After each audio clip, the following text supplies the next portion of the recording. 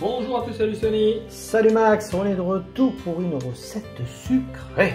Tout à fait, aujourd'hui Qu'est-ce je que ne tu vais vas, pas ouais. te prendre pour une poire, je te propose une recette aux poires. Ah bah ouais, ça change.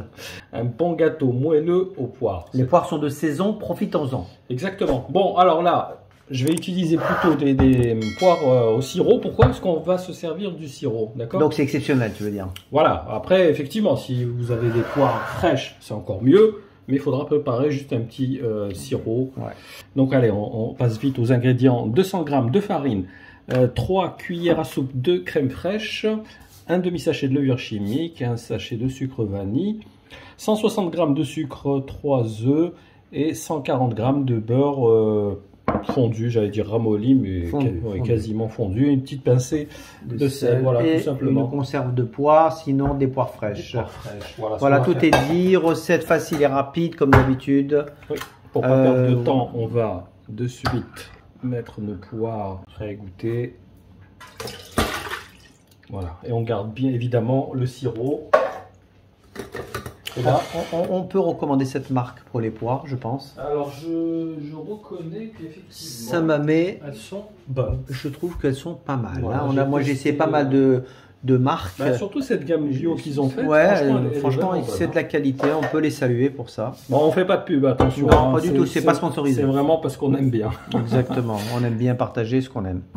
Allez, donc, on commence par la farine. Une petite pincée de sel. Alors là, non, déjà une chose, c'est vraiment mélanger la levure avec la farine. Ça, c'est voilà, un principe qu'on est censé connaître maintenant. Donc la moitié, ça suffira, hein, parce qu'il y a aussi les œufs qui permettent à la pâte de lever. Voilà, à partir de ce moment-là, on est bon. On va mettre les ingrédients. Tu vois, c'est enfantin comme recette. Hein. Faites participer vos enfants. Voilà, vous leur apprenez un petit peu le goût de la cuisine. Ils vont vite y prendre goût. Sur le sucre, ça va le faire fondre un petit peu. Là, on est bon. On termine avec les œufs. Moi, je les casse un à un, comme ça, on ne sait jamais qu'il n'y ait pas un morceau de coquille qui se retrouve dans la pâte. Donc, chaque fois, voilà, faites-le avant de le mettre à l'intérieur de la préparation. Ça évite les accidents. Voilà, on termine avec la crème fraîche.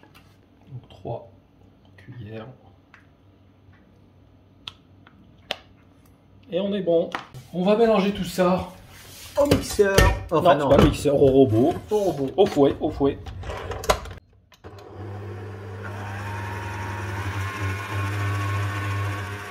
Voilà, regarde cette préparation comme elle est belle, bien crémeuse.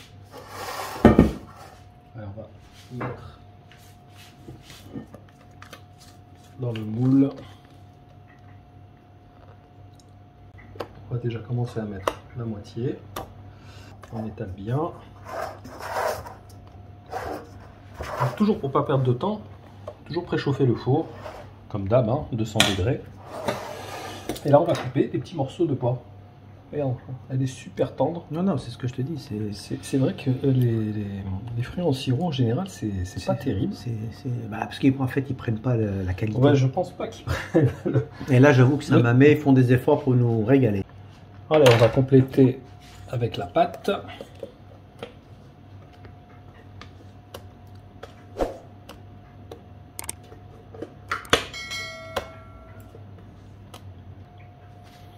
On étale encore par-dessus les poires. Donc évidemment le moule, n'oubliez pas de le beurrer. On va compléter avec... Ah, pour la déco. Ouais, comme ça, tu sais, un petit peu grossièrement. Il n'y a pas vraiment de déco dans ce genre de gâteau. Hein. C'est un peu les gâteaux, tu sais, de nos grands-mères, un petit peu à l'ancienne comme ça. Ce qu'on appelle les gâteaux vite. Ouais, exactement. Prend pas la tête, on essaie de faire les choses avec de bons ingrédients. Et c'est bon. Oui, c'est très agréable en bouche, c'est moelleux, normalement c'est... Le plus drôle c'est quoi là?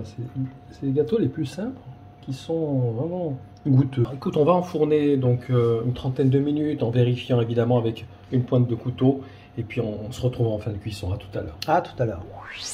Alors, pile 30 minutes de cuisson. Il est parfaitement cuit. Ouais, il est super, franchement. Une belle dorure, j'adore ça. Superbe. Alors, en fait, il faut imbiber à la sortie du four, hein, d'accord? Bien sûr. Donc, il faut tout de suite le démouler.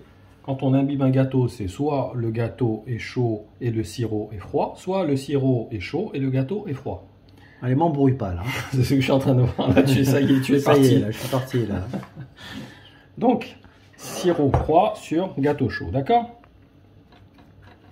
Donc, on imbibe, voilà, tout simplement, avec un pinceau. Donc, on rappelle que c'est le sirop de oui, des poires. Alors, en conserve, hein, donc... Alors, comme c'est justement une conserve bio. De qualité, ouais. Donc, voilà, il n'y a pas de conservateur. On peut utiliser le sirop sans problème. Par contre, voilà, pour ceux qui souhaitent faire leur propre sirop... Oui, on va vous faire la petite recette de sirop. C'est pas très compliqué, honnêtement. C'est du sucre et de l'eau, voilà, tout simplement.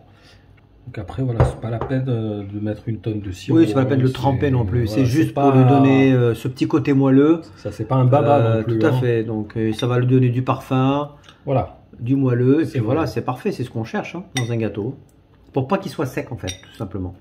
Et là, on est bon. Donc, on laisse refroidir. Oui, on laisse un peu refroidir. Voilà, on le mange tiède. Tranquillement, on le laisse 10 minutes, un quart d'heure. Et puis après, on l'engloutit. Même le lendemain, il est très bon. Parce qu'il ça, c'est le genre de gâteau qui reste. Il a encore plus de saveur le lendemain. Parce que tu sais, en fait, c'est son humidité qui va lui donner encore plus de moelleux.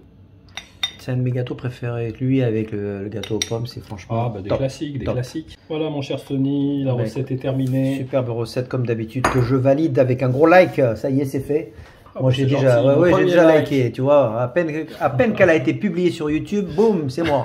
Allez, bah écoute, Max, on va se régaler. On va passer à table avec un monté. Donc, si vous avez des suggestions, n'hésitez pas dans les commentaires. Voilà, dès que vous avez testé la recette, vous laissez un petit commentaire pour nous dire ce que vous en pensez.